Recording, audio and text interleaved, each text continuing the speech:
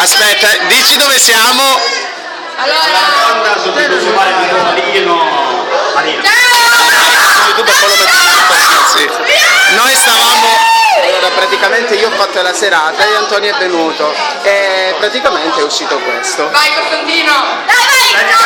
è uscita una penitenza che non è uscita a me, comunque sia la parola, e devo fare 5 balzi. I balzi consistono in flessioni e quando uno si alza deve saltare